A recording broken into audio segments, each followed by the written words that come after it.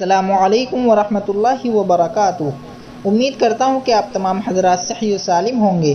तो आज मैं आपको वाक़या सुनाऊँगा शहज़ादी ज़ैबुन्निसा का।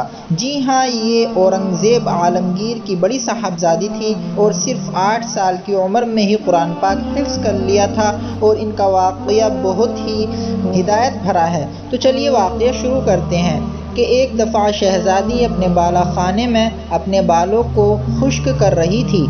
एक खादिम ऊपर की तरफ आया। उसकी आहट को शहज़ादी ने महसूस किया।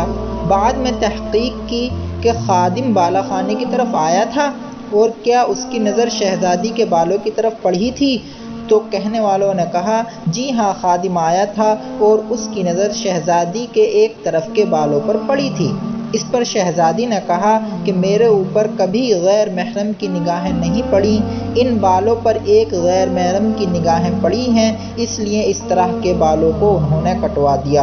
अल्लाह अकबर! कितना हिदायत भरा वाक़या है कि सिर्फ एक नज़र बालों पर पड़ी किसी गैर महरम की, किसी दूसरे शख्स की, तो उन्होंने फ़ौरन उन बालों को कटवा दिया। शहज़ादी ज़ैबुन्निसा शरीयत की बेहद पाबंदी करने वाली थी, हर हाल में शरीयत को देखकर चलने वाली थी और पर्दे का बहुत ज़्यादा एहतमाम करती थीं।